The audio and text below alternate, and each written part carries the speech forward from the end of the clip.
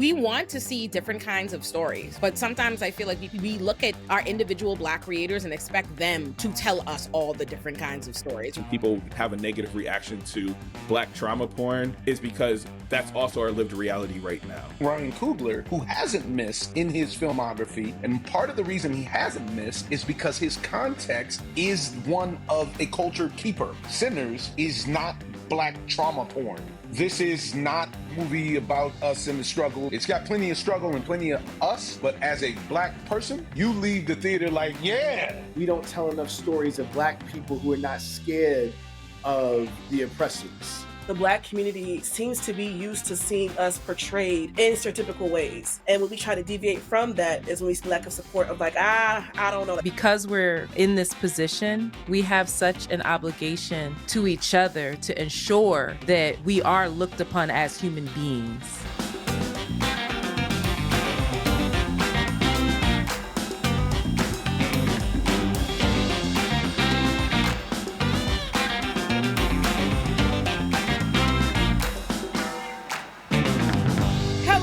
Black people. Let's officially start this show because we have been itching to talk. Our topic today was there was a post going around on social media. Someone said, let's not make any more Black horror films. Let's only have Black movies about Black joy. And I thought that was a perfect discussion since I have my boy Omar here, who is one of the stars of the new movie Sinners that I will be in. I will be in the theater the minute it drops. And Frederick has already seen it. So I think Frederick had some opening remarks he wanted to make. And so I'm going to let Frederick make them. Hit us with the preamble. Let's go, Frederick. My man. I'm gonna say this: Omar's the first Black man in history who wanted to I'm trying to give him flowers. He's like, wait a minute now, I don't need flowers yet. I'm like, what are you doing? So first, let me just say, Omar, shout out to you, huge fan of your work, man. We got to go to the world premiere of Sinners, just being connected to Ryan and a few people, and this film might legitimately be one of the 10 best films I've seen in the last decade. And truly, as somebody, I go to the movies twice a week sometimes. This is the best film I've seen probably this year. You all absolutely killed this. So round of applause for y'all. Thank you. And you know what? Thank you for having me, Olay and friends. I specifically requested to be on this recording. You did. I've been doing press all over the world. I'm so sleepy right now. We just got back from the London premiere. It's been a global thing, and thank you for that. Just my little preamble, my opening remarks. It's very difficult to talk about this film with people who haven't seen this film, and I think Frederick will understand what I mean. And after y'all see it, you'll understand. I'm not trying to be vague, but the film is so girthy. The film is just all encompassing in a lot of ways, so that you don't want to spoil anything. And yet I really do want to encourage people to go, because you guys, I've been around for a minute. Y'all see me. I don't just run around promoting stuff. Even if I'm in it, if it didn't come out the way that I think is up to code, I'm not going to tell nobody to go spend their $15 and buy some popcorn. It's just not who I am. This one is up to snuff. I'm here to tell you wholeheartedly with my full throat. This movie, you will, whatever your expectations are for Sinners, it will exceed them. I am so excited. I was excited for myself. Even though I'd be scared of scary things, but I am going to go see it. I can't go see it with CJ. Me and my friend Nigel are going to go see it. CJ is too scared. He wants to see it so bad, but this is how CJ sees the trailers. You look, whoo, that's fire. Can't see that. Nah, see, but he need to let that go. Frederick will tell you. In all honesty, and I think the topic that we're on today is fantastic, because, by the way, I kind of agree with the person who said that. This, though, Sinners, is not Black trauma porn. No. Yeah. This is not a slave movie about us in the struggle and whoom. It's got plenty of struggle and plenty of us, but as a Black person, you leave the theater like, yeah. You leave the theater feeling it. I think the last thing I'll say before everybody else jumps in to just affirm that point, I think that I walked away from this saying that this reminded me that in our narratives, we don't tell enough stories of Black people who are not scared of the oppressors, right? So I think that also, shout out to Michael B. Jordan. I think this is the best acting of his career. Hands down. And Yes, it's not like he's been bad. I agree Yeah, with that's saying a not at all, lot. not at all. But I'm just saying that I think that he is taking it up to thespian levels. So there's that, and then his characters of Smoke and Stack, not giving anything away. That's obviously he plays twins. They are two of the most important, in my opinion, Black characters I've seen on screen in years, because they are unapologetically existing in a white supremacist society and demanding respect at all times from everybody, including white people. Mm-hmm. Let me tell you. And I'm to intrigued. boot, 12 minutes into the movie, you see them as two completely separate characters. It's not like how it was when I was a kid, when players would play twins and like they couldn't touch each other, or they couldn't, it was a clear line. This is a technically groundbreaking film, because when we were filming it, Mike had to wear this thing they called the halo, where it was a camera he would put on his head that had, it was a harness he would put on his head that had 27 cameras to capture him. And we would have to do scenes with him while he's wearing this weird ass hat. And then he would swap characters. Very shortly into the film, you'll see his mannerisms are so distinct between the two twins that you forget that he's playing both characters, as weird as that sounds. But I keep jumping the thing. I'm sorry. I want to say hello to Antoinette, to Marquise, and to Cindy Noir, for my French people. Oh, I love Hello. having you here. Thank you so much, Omar. And thank you for being like willing to engage this topic, because some people might have been like, whoa, whoa, whoa, don't even open the door to anybody being against anything Black horror right now. But what did y'all think about that? Like that point of view? Because I've seen that a while. I think I started seeing that a lot when Queen and Slim came out, which I had intended to see, never got to see, because like that became the narrative. See, I don't know. You see how everybody this reaction to Queen and Slim, that is universal. The universal response to Queen and Slim, and I haven't seen it, so I'm like, child, what happened to make people this mad? It was honestly good. I feel like Queen and Slim, though, that was it was like a visual lookbook. If you want to see Black people lit in a way that is absolutely stunning, if you want to see them just like kind of exist with each other in a way that you haven't seen, fine. The actual storyline, maybe that didn't fulfill everyone's expectations, but I do want to be fair to that movie, because it gets such a terrible rap, and I'm like, visually that movie is stunning. Stunning and visual, stunning I'll soundtrack. die on that hill. Yeah. So, but I mean, I have a problem with I don't have a problem with that. I was actually listening. How do you pronounce the brother's last name? David help me. Oyelowo. Thank you. Oyelowo. He was on Higher Learning, and he was talking about roles that he wouldn't take. And I have a degree in theater, so like I stepped away because I was getting roles that was like big Black loud friend thing, and I was like, I'm good on that. Like, I'm not a human, and you don't see me, and I'm not gonna keep like lending myself to that narrative. And he said something along those lines. And so I think when you have so few opportunities to portray Black humanity, it's such a fine line between like telling certain stories that studios will go for, right? Which is like the Black porn, or the the Black friend things that keep you safe. Black porn. I mean, like the Black trauma porn, right? They'll go for that too. But But not like, Ebony. listen, but like,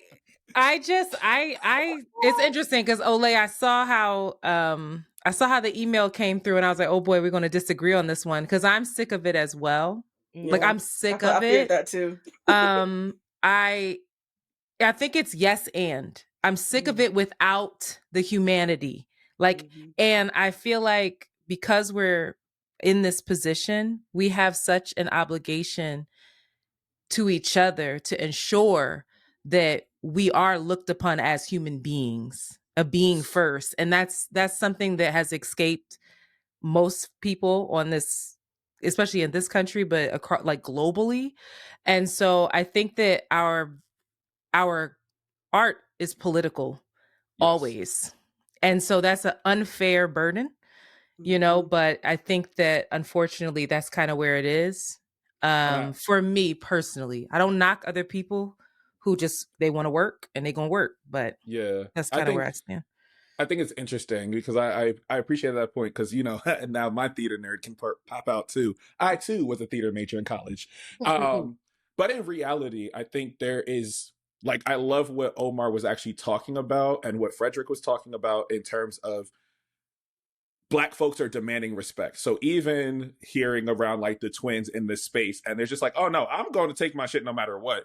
It actually reminded me of the reasons that we were excited, or at least some people were excited about a Lovecraft Country. Yeah. Because in that space, it was just like, oh no, Black folks are still living and there's a humanity that is led with it, and it contextualized some things that were going on. I think oftentimes the reason that Queen and Slim got the negative reaction it did is because you build up so much hope for a people, and then there was no catharsis at the end. And so theater can go one of two ways. And I think particularly Black theater goes one of two ways in terms of, like, inherently what, like, my nerdy research is like, all Black theater is inherently didactic to non-Black audiences. So like they are going to have a learning experience because they are simply spectators of what they are viewing. And so they're just like, ooh, that's a Black thing. It's not necessarily a mainstream, right? That's not a human experience we can all like assign ourselves to. Versus when us as Black folks are going into certain Black films, we have the catharsis, whether that's an emotional, like, negative reaction, whether it's a positive and happy reaction. The point of theater is to have that by the end, hopefully. However, I think movies, and I'm excited to see, I'm going to see it tomorrow, that also allow Black folks to be audacious and don't center the white gaze, Gaze, for those in the audience, because I know some of y'all going to say some dumb stuff. But it is also recognizing that it is not a way to make white people feel guilty. It's not a way to also make them have to have their own history lesson. Like, some things are actually just made for us to simply exist. How other people want to deal with the film and wrestle with it in themselves, that's going to be on them. It's the same reason we like Django Unchained when the pandemic was going on, because we were like, shoot them, get them out of here, right? And so I think it's also interesting because contextually, what we are hoping to see from different audiences, and especially during this time, I think people have a negative reaction to Black trauma porn, is because that's also our lived reality right now, right? And so for us, sometimes we want to go to the theater to escape. And so that's why we're seeing all this escapist kind of stuff happening. However, I do think it is actually still important that we do have films that can contextualize our history, because right now there's a contextual collapsing that's happening. So history and culture are no longer being there. Some of my students don't even know basic history. And so those are things that I actually worry about, is because movies, film, art are still access points. I had to watch Roots. Maybe somebody can watch another film at this time that may give the same narrative, but maybe with more humanity to the forefront. Right. Because right now this is how we got where we're at today, politically and culturally, is because people actually don't realize, like, Ruby Bridges still has an Instagram, right? So, like, I think it's still important to, like, have this through line of how Black film, how we look at Black trauma porn and actually using the right definitions, and horror can coexist when done with care. So that's my long, quick rant. I don't really have I don't think I truly have a position, like a one way that I see this issue, because I think there's truth on all sides. Every position has merit when it comes to this, because on one level, I don't watch, like, I haven't seen When They See Us to this day. I got like 15 minutes in, it was too much pain for me. I couldn't bear it. And I feel that way about a lot of different movies and shows that have come out. But that doesn't mean I don't think they should exist, or that those stories should be told. And I think it is true. It is true. Even if even if it's not intended in the creation of the art, right? Like, even if the intentions are pure, the intentions are not for it to just be trauma porn or to like bare Black people's soul and traumas for the world to see. The reality is there is always that spectator element. That is how that's how Black people are consumed, right? We're consumed as bodies, and we're broken down in that way. And I think when you couple, I think the reason why there's a heightened rejection of, like, a lot of people are feeling towards this kind of media is because of what's happening in real life. In the last like 10-15 years, we've seen in a major increase in the amount of times we have to see videos all over our social media of Black people being killed by the police, Black people being brutalized. That's a constant, right? It went from something that historically was rare. When Emmett Till happened, that was half of what really shocked the world, is that they had not seen these images, right? The decision on his mother to make the choice to show the world these pictures and show what it had done, because that was not something that was as commonplace. Fast forward to today with social media, we have been watching for the last 10 plus years. We are not just even seeing the aftermath, we are seeing the murders play out as a regular just across our timeline. So I think that reality has allowed us to realize, oh wow, the people are not as moved as you think to change the conditions based on, like, the original impetus of allowing these images and these videos to be circulated was this idea that when people saw this, when they truly became informed, they would want to do something different. And so we know in real life, we know that kind of trauma does not lead to those results. So it's hard for us to see the media adaptions of it and think that this is a necessity, like it's a necessity in terms of creating any kind of change. So I understand people's frustration with consuming that. On the flip side of that, I recognize that while it might seem, especially when when white Hollywood gets a hold of it and it feels like they're making the same story over and over and over. It's like there's nothing that's informative in this. How many times did this story need to be told? We've seen these movies happen a million times. But I always have to remind myself, like, there are so many of I've been shocked before. I even as a person who is educated and who reads and the average person is not. Black history is something, which is history, is something that is actively concealed from America. Like, it's not just, you're not interacting with, or you're not doing your reading enough. It's not a personal failing. Black history is something, these stories, this trauma is intentionally concealed. So when you consider it that way, I see why I also see it being necessary to tell these stories, and also to some level to keep telling these stories, because the things that we talk about and the issues that you advocate for, if you just think about it in terms of being educators, you're constantly talking about the same things for the rest of your life. I always make the example that Angela Davis is writing a book about abolition every other year, and she's going to be doing that till the day she dies, because she constantly has to be trying to reach more people, reach new people, and to continuously reach the same people she's engaged before that might fall off, that might get distracted. So that being said, yes, these movies exist, or these things have been portrayed before on screen, but they're going to keep having to be portrayed for new people to, like, reach that.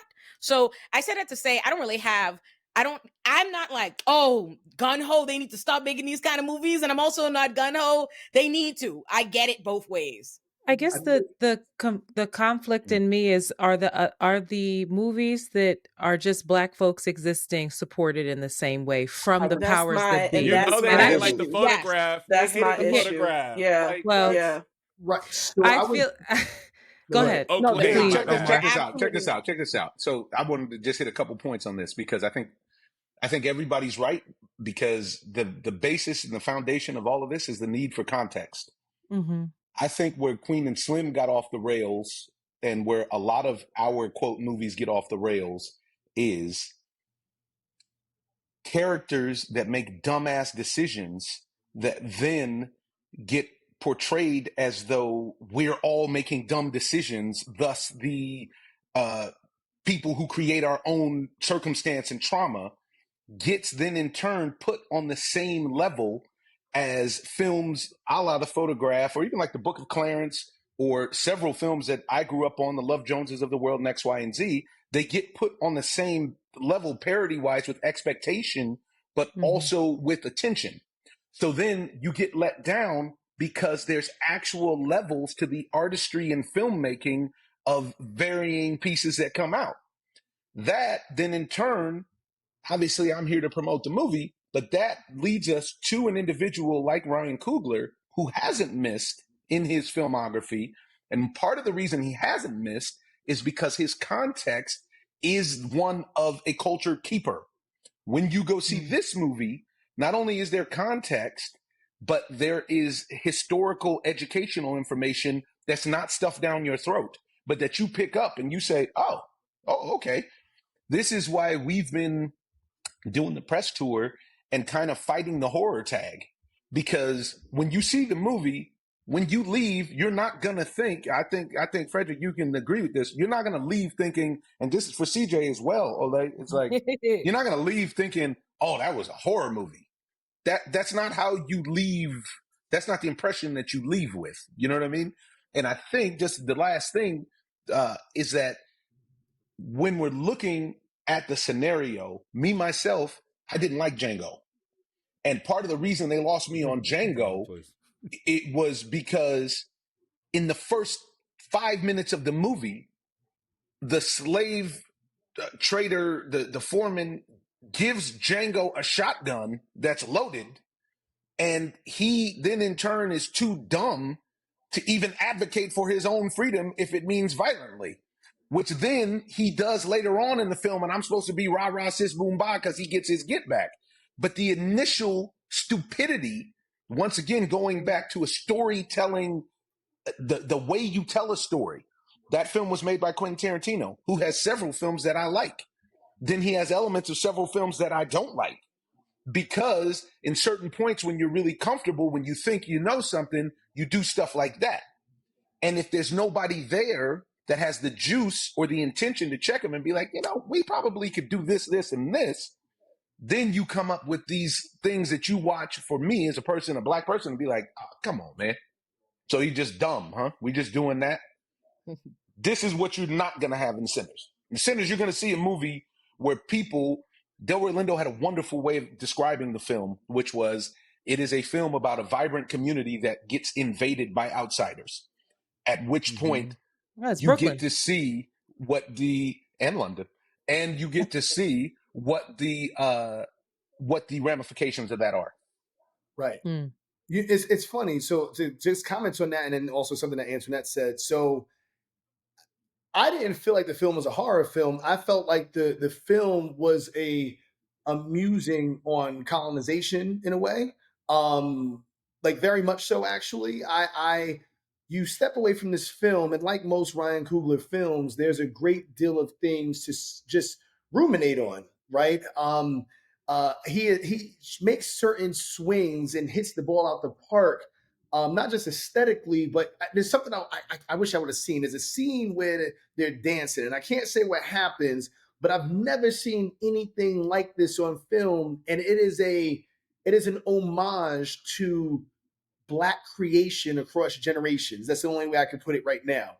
And so there's certain things that happen where you don't walk away from it saying, oh, this is a horror film. And that's one of the reasons why I've been so staunch in my conviction about people going to see this movie, because it's so important in that regard. Now, with that being said, to the point that Antoinette made, so for those of you who are not familiar with me, I'm an author. I have my 7th book coming out this May, and most of my readers of my books are white. I have one book that is aimed towards white people in some capacity, but largely my entire literary canon should be read by everyone, right?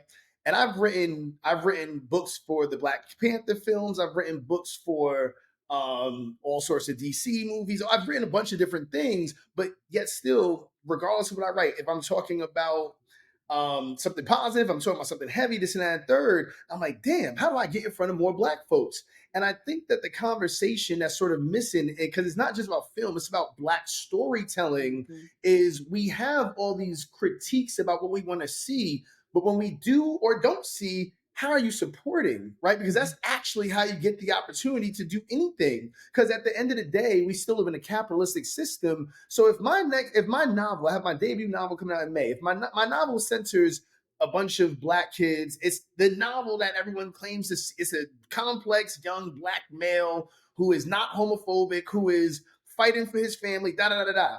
Let's say it doesn't do well.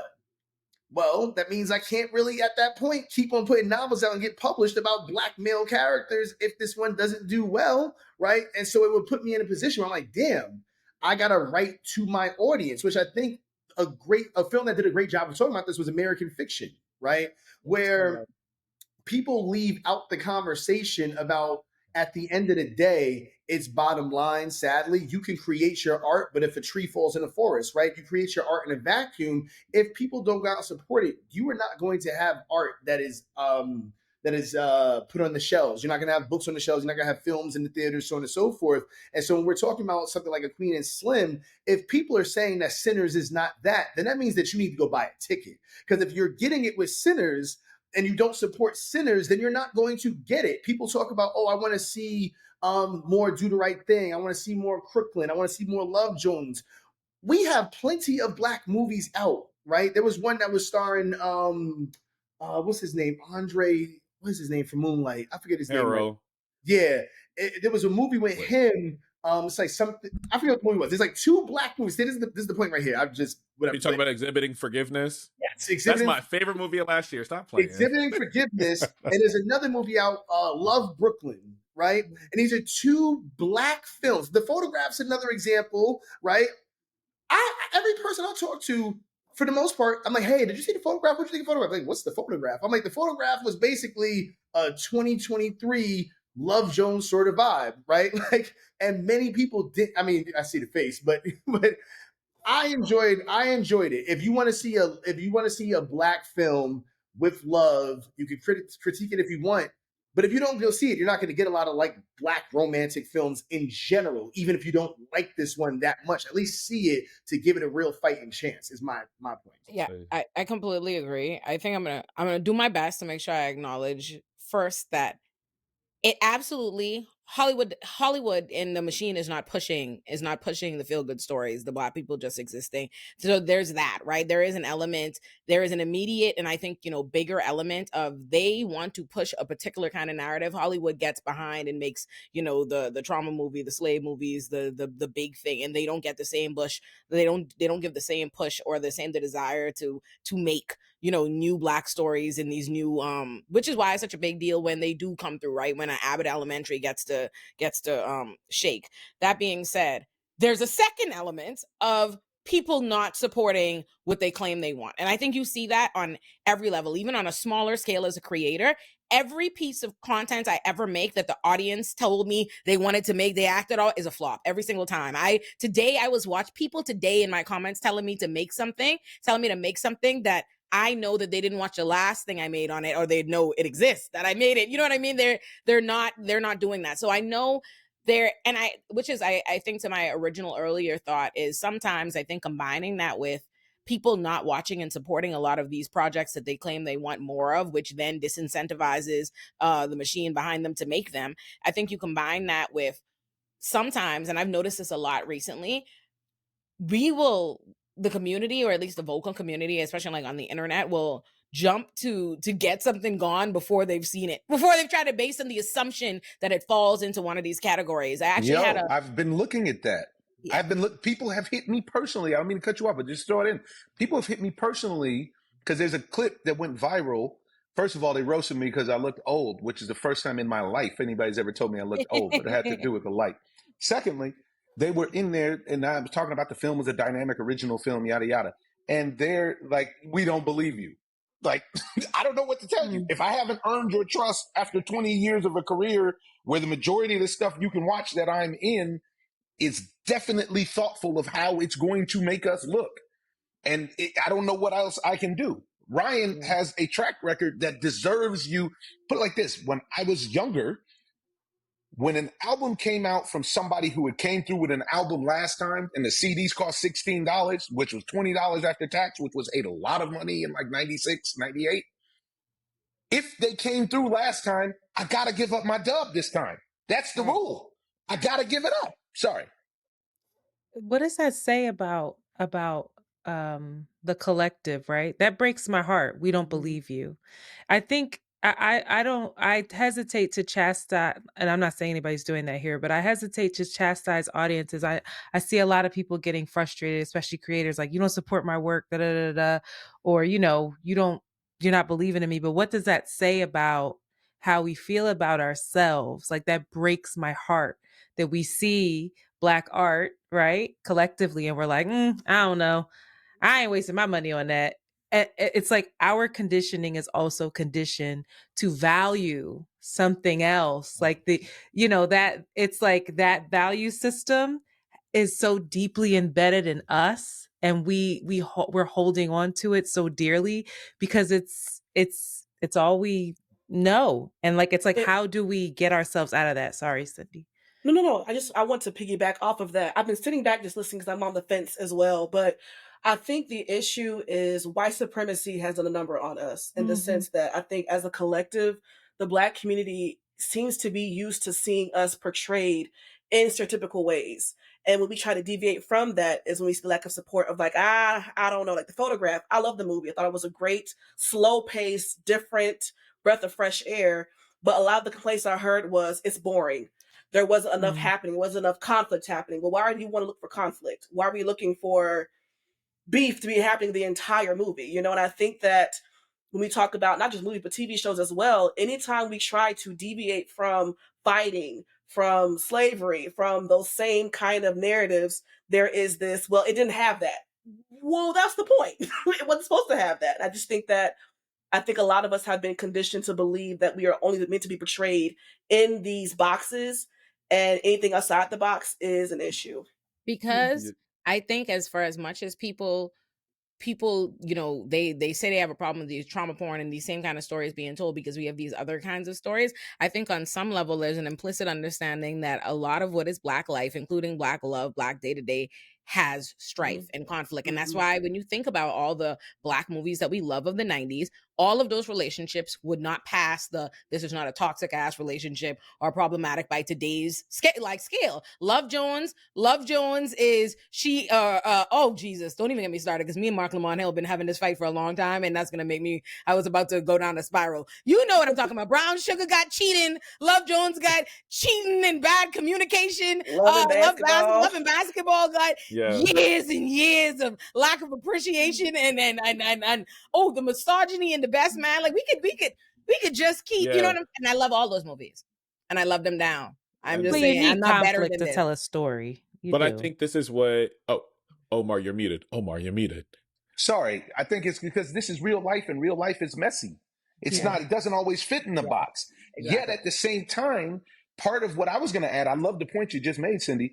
Part of what I was going to add is, as artists, I lean away from content creators as a term, but it doesn't really matter. But as artists, part of our job is to educate the audience. This is going to sound dumb, arrogant, but I don't make stuff based on what they tell me they want to see. To my experience, the audience doesn't know what they want to see. That's why I have to take swings and figure out in my mind, based on me being out in the real world and experiencing life, to then recreate and portray fictional versions of life. So if I'm counting on the audience to know what they want, this is a very dangerous proposition. But this is actually the issue in itself, right? There's a lack of imagination happening. It is actually more so the rise of literalism that's happening, which means you actually can't imagine a world outside of what is right outside what's happening in the next 5 seconds.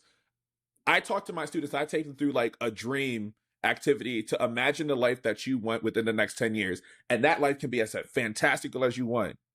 But the idea is like they struggle with imagining, do I want to travel? Do I want to do this? Do I want to live this? Do I want a mansion with 5 dogs that are all Shih Tzus and mixed, whatever the thing is, right? But the reality is, when engaging, especially like as an English teacher, I remember having to watch my students struggle to sit with characters that they have not seen before. I have watched them go through literature and be like, oh, I have never seen a character like this before, which means this cannot be true. So when you think around the world that our kids are growing up in, it's the height of reality TV. It's the height of influencers and TikTok and content creation. That does not mean a character is being played. It means that I need to get it as soon as possible. But this is also what we were getting at earlier, is the movies we were talking about are also character driven. They are not action driven. And so when I have to sit there with a character and have to reckon with a complex issue that they have made and chose to do, that does not sit well with me, because I actually don't know how to navigate what a complex relationship would look like, what it means to experience pain and still love a person at the same time, it's either one extreme or the other. And so I even realized I love shows that are like consistently character driven, because I have to be like, dang, you really made a trash decision right now. And I don't agree with you, but I cannot wait to see what you do next.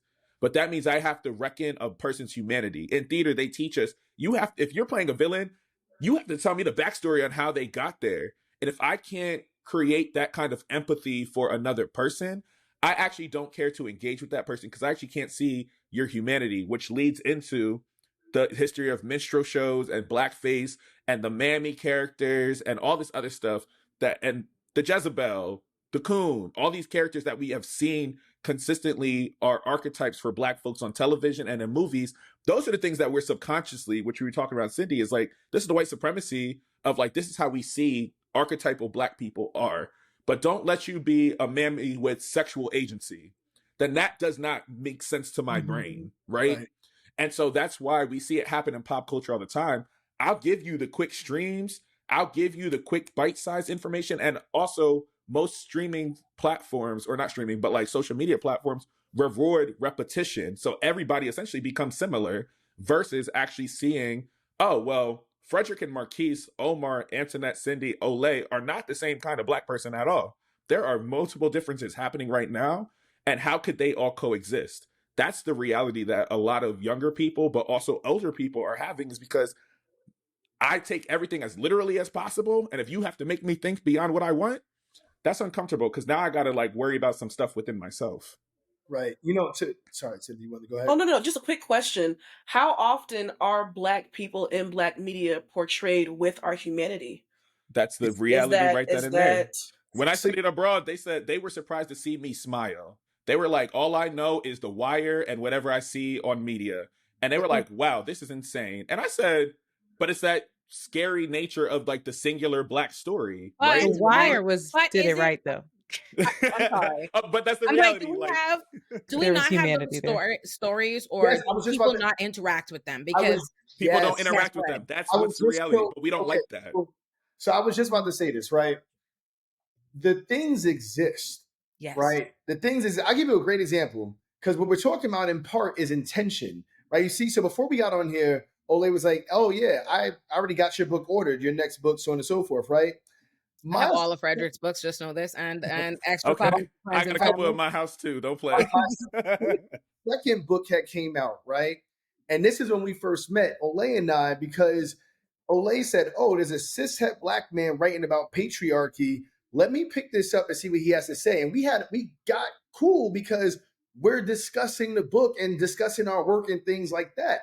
That book ended up becoming a New York Times bestseller, except for like there wasn't enough momentum around it, because when I wrote it, I have a readership that came out and bought the book, but my publicist and everyone pitched it to all these Black media outlets, so on and so forth, and no one was interested in the book, even though it's the book that the Black community, especially Black men, largely needed. Right? Largely needed, but there wasn't like, well, this is not the conversation. But instead of the media outlets saying, let's be intentional, Black media outlets, let's be intentional about making the space for it to make it the conversation. They're like, this is not the conversation. The conversation is more geared towards this and that, right?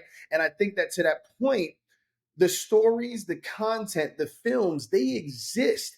You have to be intentional about supporting them, knowing that we live in a white supremacist system that impacts every single thing, right? So I've seen the marketing behind Sinners, right? And I see that they've tried to rev things up heavily, and I love what I'm seeing, but I've also seen the marketing, as much as they're investing in it, when what was that Colleen Hoover joint that came out? It ends with us. Yeah.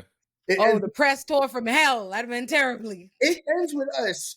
They didn't have to market it at all. They put out one video. The joint went viral every single time, right? Because white audiences and white systems are built for this, and Black people, per the point that you were just making, are subconsciously flattened to be built for this also. And so my issue is, when we talk about white supremacy, right? When we talk about white supremacy, we have to actually look in the mirror and constantly check how we've internalized it, so much so that we're not intentionally dismantling it in the things that we're consuming and the people that we're supporting. I think that was Antoinette's point. That's what she was talking about what that says about us in a lot of ways. Another piece that I want to add to co-sign on that is, this is why I would have done CSI Miami for 75 years if they would have let me.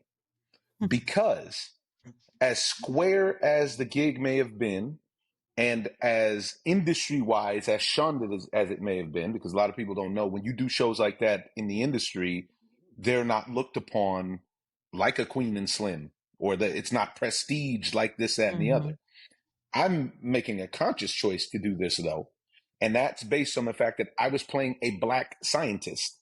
I was playing a black scientist cop that was there on the scene with his microscope solving crime, but was also on the scene with his gun apprehending the bad guys. Now, shows like that do massive oversimplifications of right and wrong, but those images are extremely important, because when I started to travel the world more after CSI Miami came out, which was at the time was the biggest show in the world when I got was already there when I got on.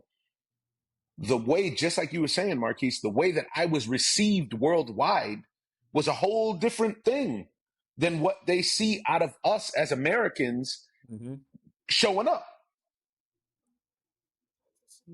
Yeah, because it's making me even think around, like, especially like hearing y'all talk about that. I pointed down because that's where y'all are at.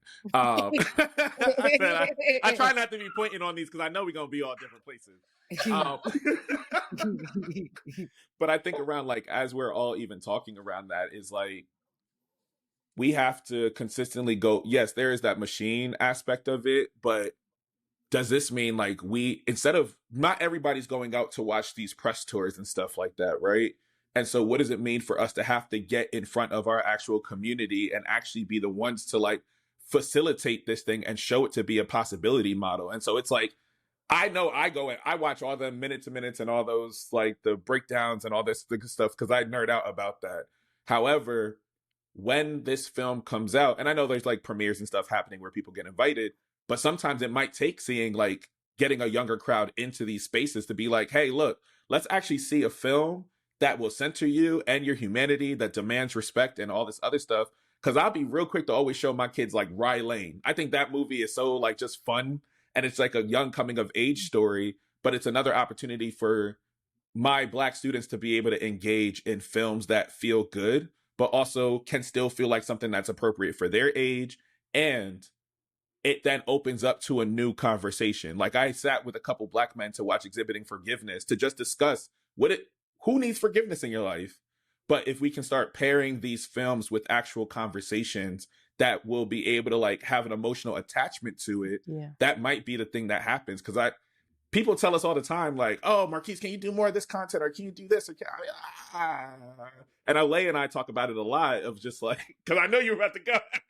But it's just like, oftentimes, I don't know, Beyonce said it before, of just like, when she released Cowboy Carter, she was like, people need to understand this history. So what does it mean to continue to put intention behind this, even if people might not receive it well the first time? And so she was really active in knowing, like, this is an anthology to introduce you to Black cowboys and, like, the history of that for Black Americans. And so, like, if us as the creators and the kind of like the facilitators of this artistry, what role I think my question to the panel kind of is like, what role do we end up playing in terms of building the capacity of our audience to see that, as we are the ones who are delivering this art or delivering this content in that kind of way? It might be like, yeah, just watch what we're doing.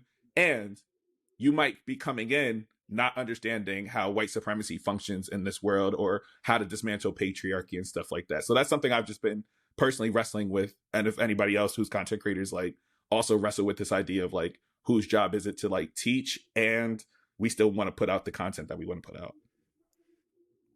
Your question kind of touches on a question I have that I've been thinking about a lot, because I've been thinking about it a lot in relation to, I watch a lot of Tyler Perry commentary, which always turns into, it's always, if you're watching Tyler Perry commentary, it's Tyler Perry critique. Not sure you one of them highbrow Negroes too? Actually, I'm actually what I wanted to say. Of course you are. I was actually going to say, I'm actually, living proof of why Tyler Perry don't change because one thing with me, I keep it real, right? Let me tell you what I realized. Every time I turn on a new Tyler Perry production, I get to talking shit in the crib. Oh, this one can't act. This storyline don't make no sense. Oh, yada, yada, yada. And I watch every one. I realize, and as I said, you know what? It's me. I'm the reason he doesn't need, when he talks about, I don't need to change my audience that are watching this or whatever, they like that, they want it. Because I'm I remember when Sisters first came out, me and my best friend here, we watched Sisters religiously. And we talk shit every day, every episode. We are years in. We watch the spinoffs. I watch the boy version of Sisters called Bra on BET Plus. I give Tyler Perry money for the bullshit. And I talk shit every time. So I said that to say, just watch Johnson. It's a different. It's a good show. Just watch Johnson. I like my trash. Okay, but I said it, and I have all the good usual appreciation for Tyler Perry. I share in that.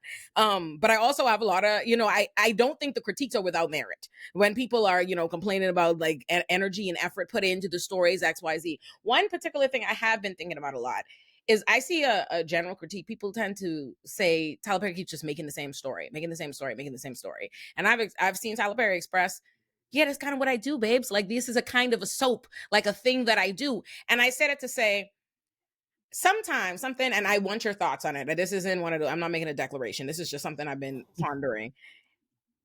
Sometimes I think we want to see different kinds of stories, right? We want to see different kinds of things, but sometimes I feel like we pick the five, we look at our individual Black creators and expect them to tell us all the different kinds of stories. What's happening to Issa Rae right now?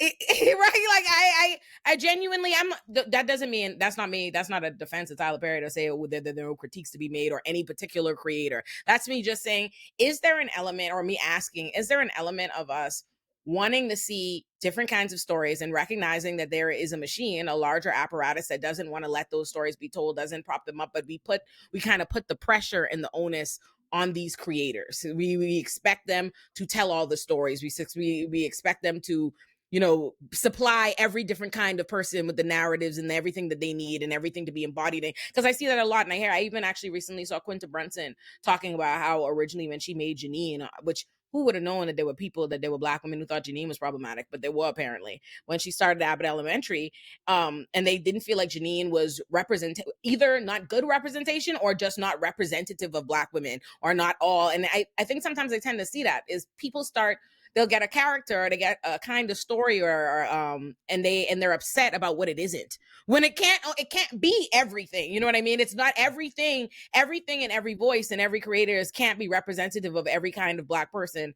But anyway, we're also in a hyper vigilant and gotcha mode. Yes. And everybody needs to chill the out. If I gotta be chill the out. And some stuff is just meant to be funny. Some stuff is meant to be escapism. Some stuff is just meant to be, entertainment. And that's okay. I don't love Tyler Perry. I know people who do, or I don't love his work. It doesn't entertain me, but I know other people who they get so much joy out of it. And you know what? Go for it, kids. Did he do For Colored Girls though? He could have left that alone. So let me. I ain't trying to hear nobody, but wait a minute. That was Lee Daniels. I loved For Colored Girls in high school. It's so funny. I found out years later the community didn't with For Colored Girls. Yeah. Have you ever seen this? Have you ever seen a stage play? Ely. That's what it was. Have you seen the stage play though, Olay? I think if you no, I've heard people say that. Oh, I know what the critiques are, and let me just say this. That's a joke. I'm not hating. I swear to God, For Colored Girls is dramatic. We could have done without it. Check it out. All of it is what you're saying. It is the job. There's a reason Tyler Perry is knocking on the Billy Goat's door. Yeah. That's the job. So even though it may not be his job to give the complexity of the entire spectrum, this is what a healthy marketplace would have. It's like having a healthy backyard where you have birds in the right dirt and you see the right bugs in the ground. In theory, there's enough fertile ground for everybody so that then we get the rainbow spectrum that we need for proper representation. Unfortunately, what happens is there's the syndrome of getting chosen as you're the one. Yeah. So I'll give you an example to address that. That's my take on yours, Olay. But when it comes to you, Marquise, what I have to say about that one is, I'll give you an example. I just did an interview where I was speaking about on the red carpet in London about how they were saying, oh, it's a personal film for Ryan. It's a personal film for you. And we heard it's a personal film for you. And I said, yeah. I had a friend who saw the film, famous actor guy, and he texted me, he said, saw the film, hated seeing you in a field, but you was dope. The movie was crazy. He's talking about the character I play is a sharecropper. Now, my grandfather was an actual sharecropper in Mississippi in the 30s. My father literally actually picked cotton in Mississippi in the 1940s. I am personally one generation removed from playing them in a 4-quadrant global film. I'm faking their actual labor. Right. So that's actual progress, in my opinion. I am not ashamed that my people were sharecroppers. Do I want some sort of exploitation? No. But I'm not ashamed of the actual history that happened. These are people I know. This isn't like something I heard. These are people that I know who then in turn had to do this labor so that I wouldn't have to do this labor, so that hopefully I can portray said labor in a humane or dignified way, even in a lack of humanity that was there at the time. I think to that point also, so 2 points. One, to the point that you just made, I think sometimes we wish that our history wasn't our history so much so that we refuse to acknowledge anything, even when, so like in the example that you're talking about, yes, your character is a sharecropper in the film and so much more. And I think that the one thing, right? So if someone's like, oh, my great grandfather was enslaved, and therefore I don't want to see anything about enslavement ever again, because you want to turn so much away from that trigger, that trauma. But it is an honest part of your story, and also one that you can navigate in a way where that doesn't have to be the totality of your story, right? And I think that Ryan did a great job in this film of being like, all these people are so much more than sort of the part. They're not the sum of the parts of their situation. No, right? And can I co-sign something what you're saying real quick? The reason that, thank God, my character, you found it as much more than just a sharecropper, is because I'm not playing a sharecropper based on me seeing other people playing a sharecropper in movies. I'm playing a sharecropper based on the material that Ryan wrote, but even more so based on the fact that I knew my grandfather. I know my father. And so I know that these individuals to be dynamic people. So they did what they did during the day, and then they did what they did when they came home and we ate. You know what I mean? So I think that, once again, I put a lot of onus on the artists, you know, and I think that as artists, all of us theater people and, you know, authors, et cetera, it is on us to bring the most authentic versions of fictional characters that we can find. And in that, the specificity will show the humanity and the dignity that we're talking about, so that it doesn't come off as exploitative, which is what we get when Not Us makes our stuff. But also when we are disconnected from ourselves. In order to breathe life into something, in order to be a full human, right? You have to be deeply connected to yourself and deeply present in a way that is really hard right now and really uncomfortable and can be painful and can be beautiful. I think about often Cole Arthur Riley's book, This Here Flesh, where she talks about her thinking about her great-great-grandparents who were enslaved people, who found time to pray, to have joy, to have music, to have song. And she's like, I imagine what crevices of the cotton field did they tell each other they loved each other? Did they create families? Did they create like complete traditions and pass that down to me? And when did they imagine me? And so when you think of it in that way, it's impossible to be shallow when you come to the character. It's impossible when you recognize that. And I feel like I'm gonna get on my bullshit, because now I feel like capitalism cuts us off from that too. Because I'm always talking about capitalism on here, but it does. It's like when you are the cog in the machine and you are just going, and you are told, you just keep on going, put one foot forward, and you can't take time to be present and feel yourself. It's really hard to be honest with your art. It's really hard to be honest with your work. When you're thinking about, will the studio buy this? When you're thinking about who's going to buy in, am I making the bottom dollar? When everything's about that, it's so difficult to be honest. And it even goes to like the whole point of like, we're unable. And people, I swear, some people might think I might be a little hotepy or like ADOS type situation, but I really just be like, but no, because I really just be like, y'all, Black Americans are like have such an expansive humanity within like America, but I think there's such a flattening that begins to happen when we are given that art, because so many people reject Black Americanness and an opportunity to feel like we are a part of something more, and our history is not tied to enslavement and what it meant to like exist in this space. I was like, dog, we had the Harlem Renaissance. We have literature for years. We have survived. We have thrived. We have like managed to imagine a world in the future. We have culture that is like our biggest export, right? Like rap is us, jazz is us, like all of this stuff is us, right? And so it's always so interesting when folks like flatten it and want to like distance ourselves, because there's such a pain tied to that history. Love the movie. Oh, dog, don't. I told you, my third eye be opening up. But I love what Antoinette was saying, is because like it's those moments that we are unable to foster. Like I always say, like, I'm lucky enough to be able to ask my grandparents and I got great aunts and uncles who are still alive.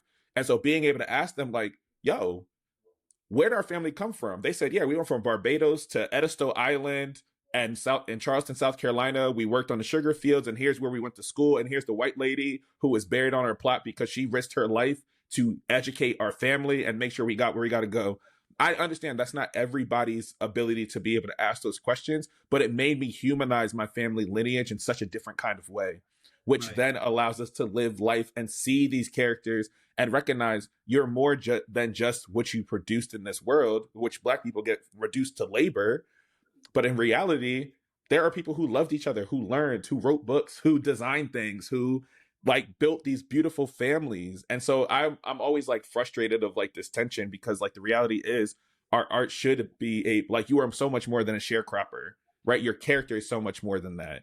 The characters that we develop. And that's why I'm just like, complexity is lost because we can't appreciate it anymore, because it's too many ideas to wrestle with. And I think it's the insidious part of white supremacy that requires us to like just become one dimensional, because if we do anything else, then that means somebody might see your humanity, which means we got to feel bad, which means we got to reckon with the own shit that we have.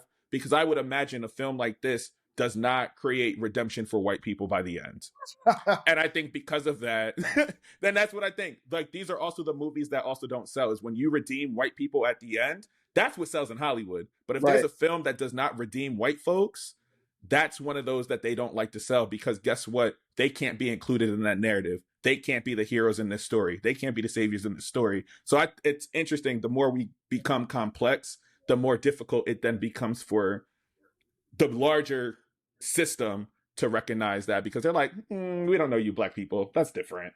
Right. If I can comment on something that Antoinette said before we move on to another sort of part of the conversation. So, you're talking about sort of this like gotcha moment that we're in, right? Where it's like, the internet has facilitated many things. I'm not sure if most of them are positive. I go back and forth on that, depending upon the day. But one of the things I think also is because it's created sort of this access point to everyone thinking that they are one step away from success. I think a lot of people think I could be doing this better than you at all times, right? I see someone wrote a book, someone made a film, someone put up a piece of content, someone wrote a poem, whatever it is. Why not me? I can do that better than you, because they don't see the labor or the skill or the talent that went into it. They just see the end product, and they see the end product on this, right? And they think that this is the thing, right? And so I think that when people get on their phones, to the point of Omar, before this movie came out, like legitimately, I'm not just saying this because you're on here. I was like, oh shit, that's from Ballers and 8 Mile and all these different things that I've seen you in over the years. And so whatever you are showing up on screen, let's say you have a scene, and I'm like, oh, I could have acted that out better. I'm not an actor, right? I don't have much to say about your skill or talent as an actor. I'm not a filmmaker. I'm not Ryan Coogler. I'm not Michael B. Jordan. I'm not Haley Steinfeld. I'm not any of these different people. But people think that when something's produced and they see the other end of it, that they could have been doing it better. And this gives them the access to call that out. And I think that is not a Black community thing. I think that that's a society thing right now. And it's so deeply toxic. And it's I think a digital thing. Yeah, it is a digital thing. And I believe that we can all agree that digitally we have devalued expertise. Yes. So everybody that's on the chat now that has went to school and has gotten and earned a degree or several degrees, et cetera, then in turn, Joe Public thinks that his bathroom toilet opinion is the same, should hold the same weight as everybody who went to school. And that's a problem. Right. That's exactly it. And I think, so the very last thing I'll say to the point that you were saying, Marquise, is, and I think Antoinette, you're saying this as well. We also take our experiences and we let white people flatten them, right? So like this novel I have coming out, it's about a kid who, one of the main characters, grew up in the projects. I grew up in the projects. And I'll be honest with you, I do well for myself now. I think life was better for me when I was in the projects in terms of joy. I have more fun living in the projects than I do now in the high rise. And so things ghetto. And so what does that then say about the ways in which there is joy and power to be found in our situations, but we let ourselves be told that we are only our situations, right? And I think that that's another thing that we need to counter is, yeah, like you said, how are people in love on the plantation? How were people in love during Jim Crow? How were people celebrating during Vietnam War? How are people like when I was out in Ferguson, I've been out for George Floyd, I've been all over fighting this fight, and we always celebrate, we always drink, we always turn up as well, right? It's not a one or the other. It's a this and that's just my sense of how we storytellers should be that too. I think my other concern with this conversation is the lack of access to education about our history. I think it's always been readily available, of course, but especially now we're watching it being stripped away. And I think, like, listening to you, Omar, talk about how your grandfather was a sharecropper and you're now playing one, that to me, I would be so proud to be able to take the knowledge and lessons that I learned from my grandfather and be able to display it on the big stage like that. That's a huge honor to me. But someone who is ignorant to their own history, much less Black American history in general, would see that as, oh man, he's another sharecropper and that's it. And I think that what's concerning me with this current administration and we watching our history being flattened just on a whole different level is a lack of pride due to lack of knowledge in our history. That concerns me because it's just like, there are those of us out here who are ashamed of what they don't know and don't understand. And due to that lack of knowledge, there comes this shame of like, man, that's all we were. But we were so much more than just that one label. And it takes the knowledge and education to get that full picture that we're watching us have that access taken away from. So it's just, I'm concerned about the future of our community and being able to understand these roles and the importance of these roles due to said lack of knowledge and access to said knowledge. Even when you do know, right? Even when you have a little knowledge, and this is more for the audience who's going to be listening to this. There's some things that I had to reconcile within myself and check of like, why are some of these roles that I look down on or some of these films that I look down on, why do I feel that way? And I recognized that I was upholding white gaze the way that Marquise was like me. And I'm like, wow, I'm considering how other people are going to see this role, right? And how they're going to then attribute that to all of us. And I'm centering that in a way that is very unhelpful. I also, in addition to that, because I felt like I knew something, lacked curiosity, and I didn't ask many questions. I made a lot of assumptions about the why. I just was incredibly what's the word? Arrogant. And so I think that there's when we have this kind of response to art, I think I would encourage and invite folks to take a beat and figure out, why am I feeling the way that I feel about this, especially when it deals with so many intersections that are deeply personal to us.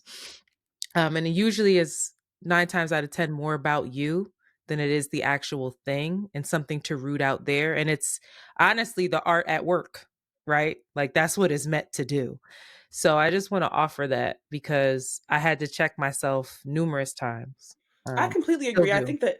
I think it's a balance. I think that when it comes to education, because you can lean too far where you think you know everything, you know. So I think it does take a balance. But I think art demands curiosity. I think in order to properly digest and understand art, you have to maintain a level of curiosity of that art and how that art relates to you.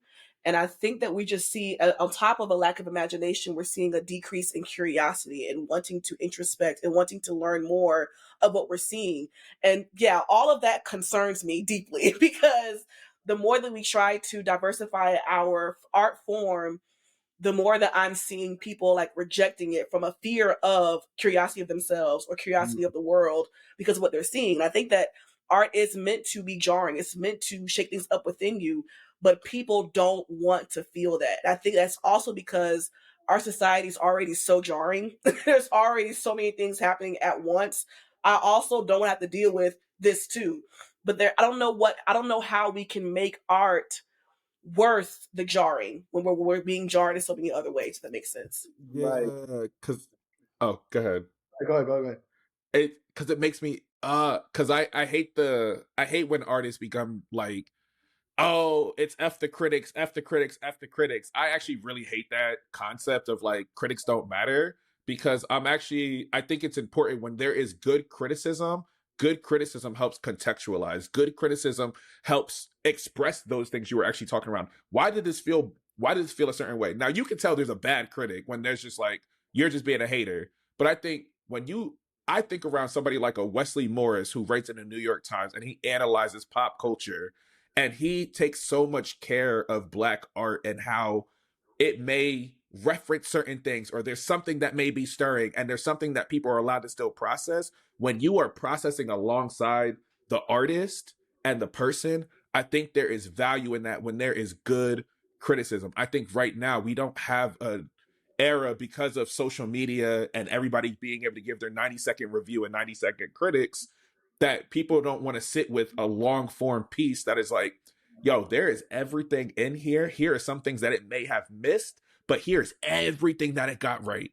We can't handle, if it's not a raving review all the time, it has to live in one of these extremes. But I really, truly, truly believe when critics are good, they help not only the artist become better, they help contextualize the world that we're in. Because if I were to sit down and probably watch this film, I probably would just be like, this is actually something that Black folks need in this moment in time right now, as our history is as the Blackstonian in DC is actively being shut down.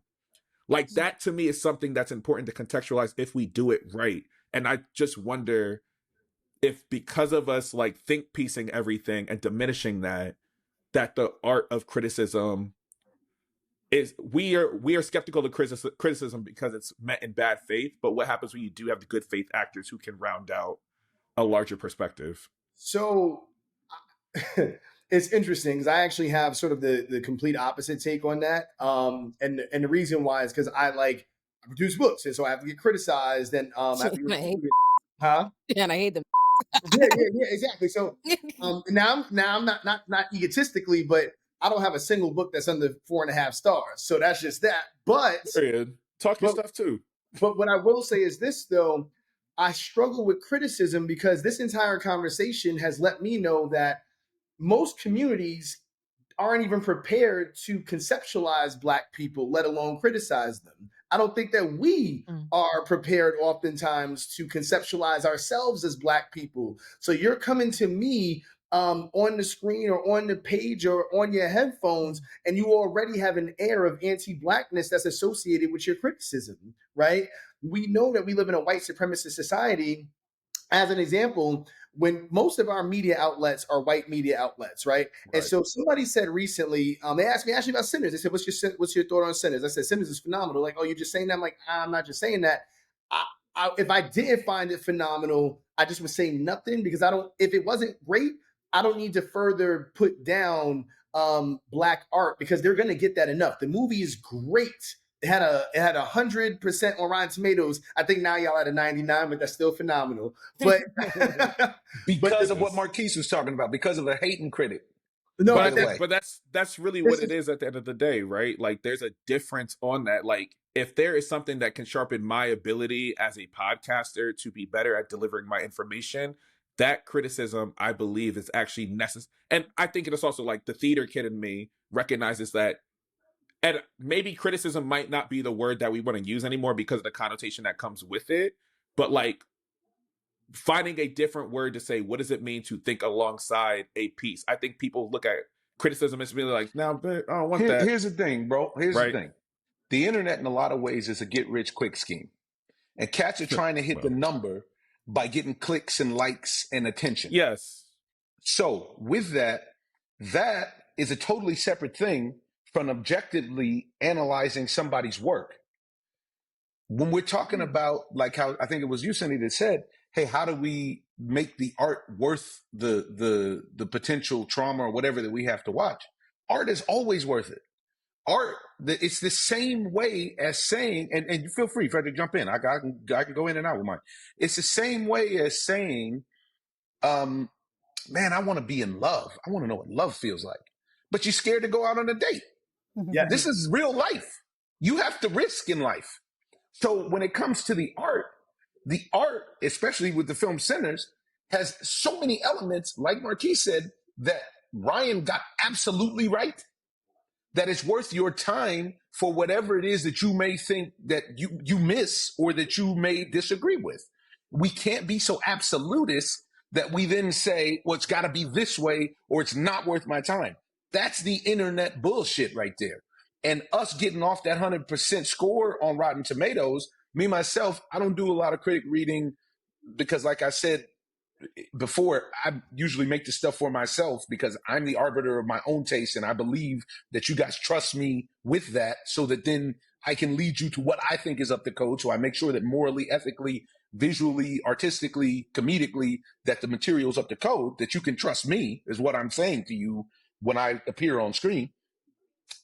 But when I look at the criticism, because somebody in the cast had sent it, dude's criticism was that it was too complex. To me, that is no criticism. Thank you. That's a compliment. His piece was mid. Like, what does that mean? His dude's piece was, and I will say this: the people stood up and they roasted him on his YouTube channel because dude was like, "Well, it took a long time for X, Y, and Z to happen, but when it happens, it pays off." I don't know if that's worth it. And somebody was on there was like, bro, just admit that you have the attention span of a gnat. You're cooked and you're trying to get clickbait likes. And that's exactly what it is. And what I think when it comes particularly to Sinners, I think that the culture understands the assignment. I believe that we're going to surpass the Hollywood expectations for the film and projections for the film's performance. I pray that that's the case, and I believe that's going to be the case because when you guys see this movie, when the movie ends, the first thing that happens is there's this weird thing. It happened to me, and I've seen it happen to several people around the world. There's a weird thing that happens when the movie ends where you go, what did I just watch? Because it's kind of this immersive experience. But the next thing that happens, and it happens very quickly, is, man, I got to talk to somebody about this. Like I have to, it is true art in the sense that it demands a reaction. It demands a response. And I think Frederick can speak to that from seeing it.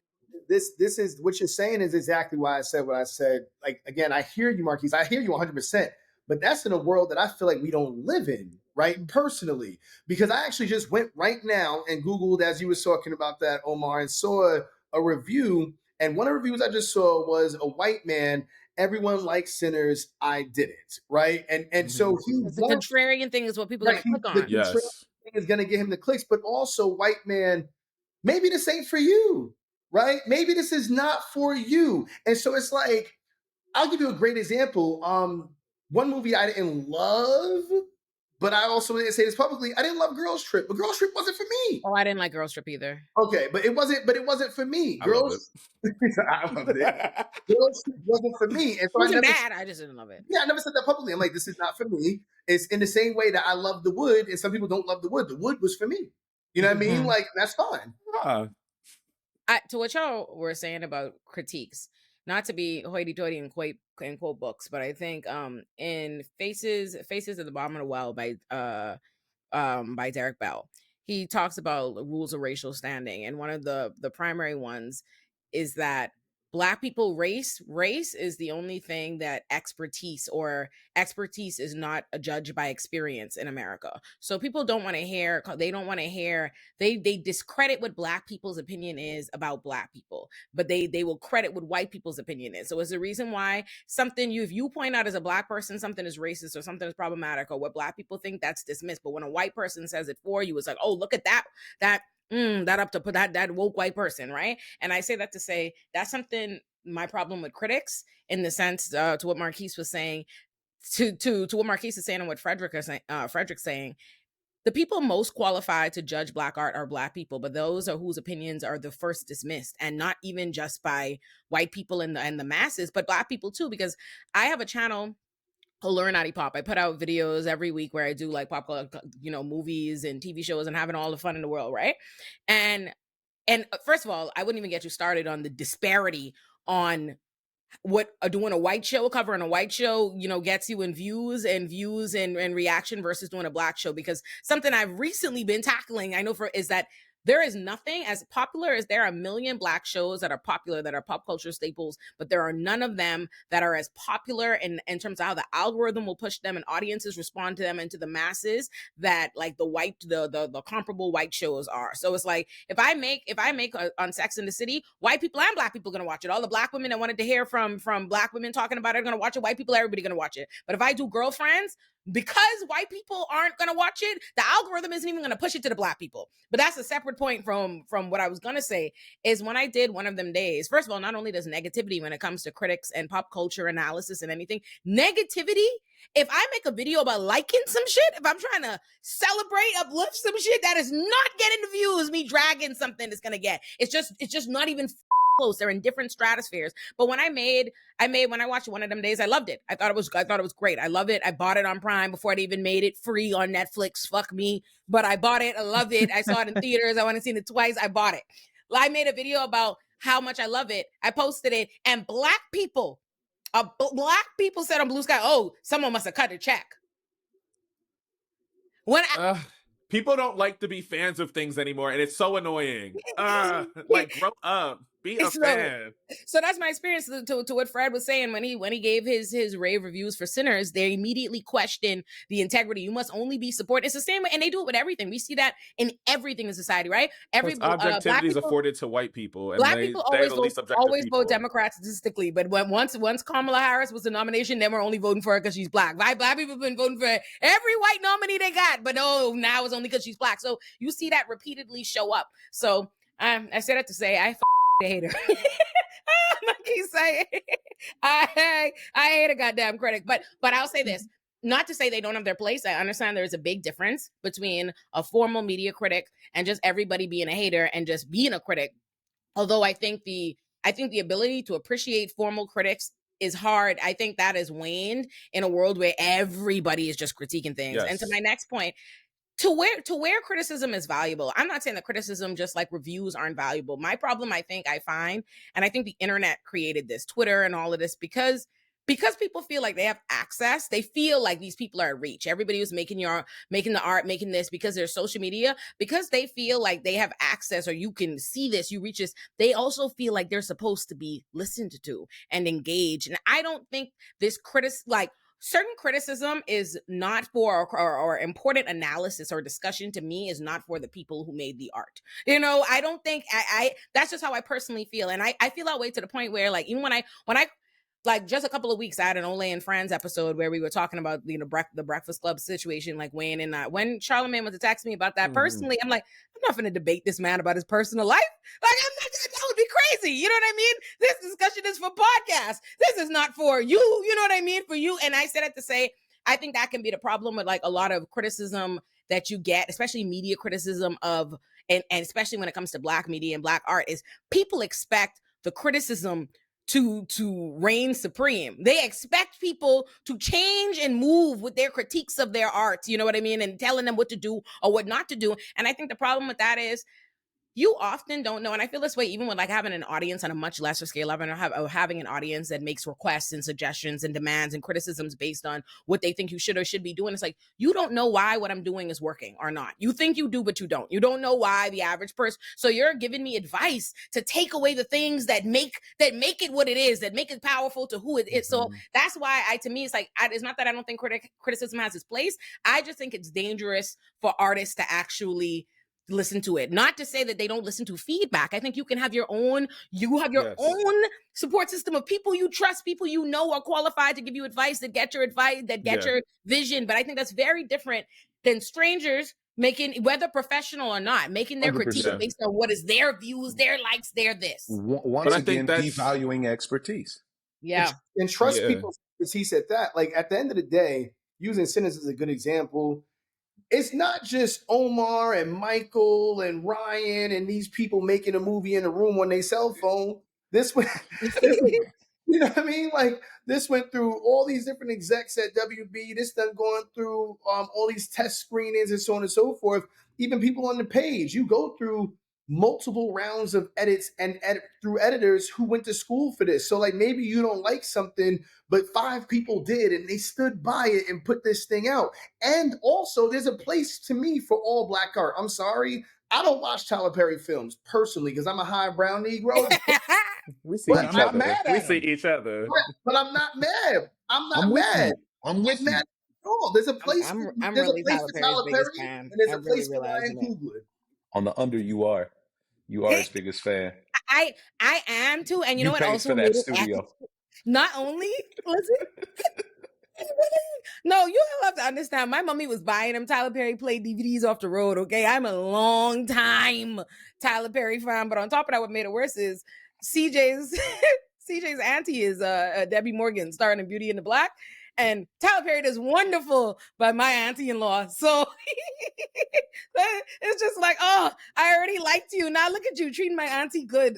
How's it feel to be the McDonald's of Black films? Don't piss me off. It's just gonna make me mad. It doesn't. Yes, it's always available and always really good and cheap to see. But is it good for you? No. Y'all ain't gonna tell me. Y'all, you don't love Diary of a Mad Black Woman? Huh? No. Really, Antoinette? You're gonna say that? No. Sandy, you too? Okay. Hold on. I love it for the cultural references, but the plot is terrible. We got to tell me that Diary of a Mad Black Woman is not good. The plot is terrible. I didn't say it wasn't good. The plot is terrible. Is that the one where Shamar has the braids? Where the dark-skinned man is the evil villain, and we got with the cornrow wig and coming in to save the day. Always does that. Like, let me just make sure I say that. He always does that. And in fairness, this was when he first started doing it, so you can't even put that on his jacket. It was new, it was fresh. Okay, so okay.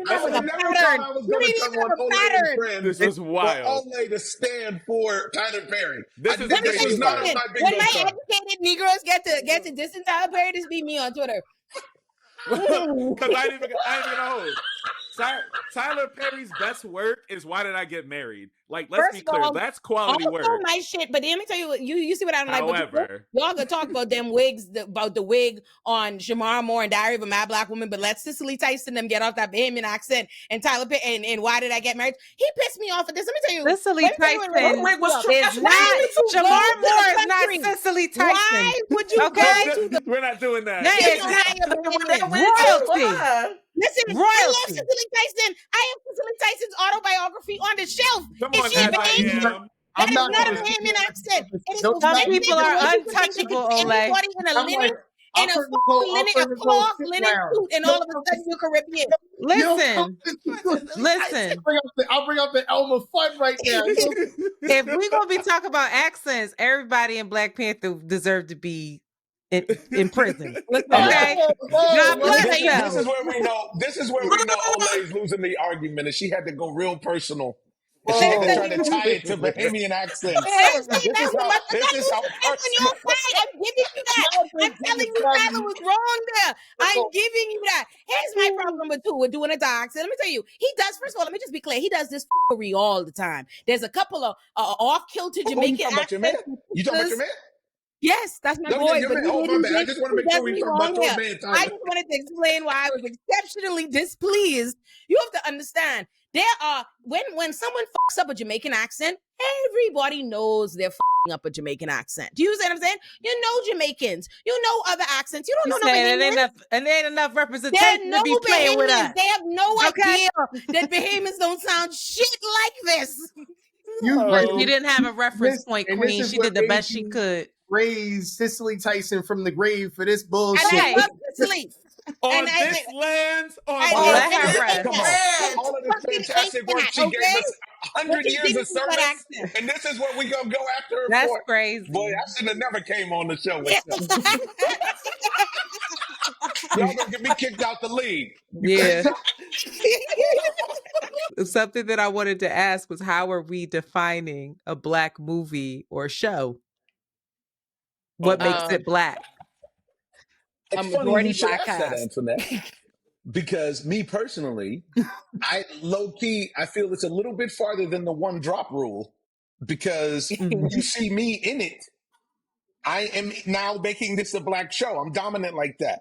Now, it also needs to pass the smell test, because you know what it is when you see it. It's like that old FCC quote. Is that porn? It's hard to describe, but I know what it is when I see it. And the thing is that when you watch the pieces, you can tell. You can tell what time it is. Right. You know, and if you want to play, you can play and act like you don't know. But we all know what it is when we see it. Now, is a show that you see me on in a side role the same as the massive Black ensemble of the Sinners film? No. Because once again, we're dynamic. We're not the monolith. So everything doesn't have to be so absolutist. Mm-hmm. But if you see me on a show on CBS, don't try to, with some Caucasian brothers and sisters, don't try to act like my coffee don't come black too. That's all I'm saying. So would you say This Is Us is a Black show? Oh, I was about to ask that. No. Nice. Wait. This is Because it was Rando's story at the end of the day. shows And in was. it's Multiple shows. 3 shows in one. And here's the thing. So I will die for This Is Us. I literally I would die, but This Is Us is hilarious. So we was at the Us premiere, and that's I don't usually fan out when I meet anybody, right? Met Delroy Lindo the other night. Yo, Delroy, thank you for everything, good sir. You know, appreciate you. But when I met Sterling K. Brown, because he is the dorky Black guy that I always wish I could have been when I was younger. He was like, we have a Black writers room. I'm like, excuse me? He's like, for the Black scenes, we have writers designated, and they are a Black writers room to perfectly capture Black moments and Black characters. Wow. I said, oh shit, you got. That's what I was going to say. Like, I think what makes the difference is how many Black people are in the room to create the media itself. Because I mean, if the writer room is full of white people, is it really Black? But the cast is all Black or majority Black. Is it really Black? So here's the problem with that, great though. Point. A shit ton of movies that we consider Black movies and shows that are very popular with all Black cast don't got no Black people in the writers' room. No, absolutely I was actually not. Gonna say originally, Kelsey Grammer this and produced most of the shows y'all love. Straight up and down. You watch Prim's Hood Cinema. I basically consider I know something is a Black movie or a Black show if Prim could cover it on Prim's Hood Cinema. And usually that means that at some point in time you're going to be hearing the storyline and think, no, we're in the room in the making of this, surely. And then you check and you see, right. Because Hardball, you couldn't tell me Hardball wasn't a Black movie in my childhood. It's not, ain't no Black people involved in the writing of that. And once you watch it, it'd be clear. Let me tell you something else though, what happens, because it also depends on where you are in your career. Yeah. Because I notoriously had some serious problems on a set of Ballers behind this. And where you are in your career or just your personhood will determine how much you tolerate, not tolerate, give input, accept in that whole scenario. Because you recognize that if you buck the system in that, there's somebody somewhere willing to do whatever it is that they want you to do. Believe that. And for cheaper. So you have to recognize, just like Antoinette said at the start of the conversation, you know, she had to raise up because she was getting roles that didn't even encompass humanity. They were flat and monolithic. Mm-hmm. So in that, when you get on set, for me personally, I'd like to believe that I'm going to work with people who, if the script comes up and it's people that we can tell were not us, but I see something, I'm like, hey, by the way, I wouldn't say this. We wouldn't say this. They would still be down to rock. Yeah. Sometimes it works. Sometimes it doesn't, depending on you are. Ooh, big question right there. I'm going to stand for my man on this one. The question in the chat right now is The Rock in something considered a black movie show? No. I don't know if y'all watch. He plays TV Italians. No, not at all. Y'all didn't watch Young Rock? He wasn't in it. Rock produced that. I don't know. I mean, y'all are like look significantly younger than me. Do you want me to be honest? Pops was blacker than my coffee right now. But also, let's be very clear. The Rock can play across. He's like J-Lo. You're TV Italian sometimes.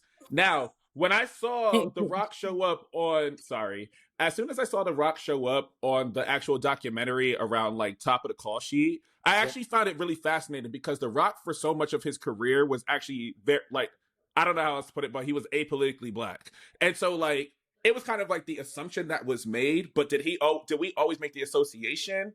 I don't actually think so. And so that's why I was sitting there, I said, well, that's the reason. Like, that's why I was like, yes, we can name it, but I think it took him a long time to like reckon with that. I don't even think he's. Well, if you are him, if you grew up in that era, I grew up with his dad, Rocky Johnson, being the dude that brought being swole black on the scene. The Soul Patrol brought him and Atlas brought being swole on the scene.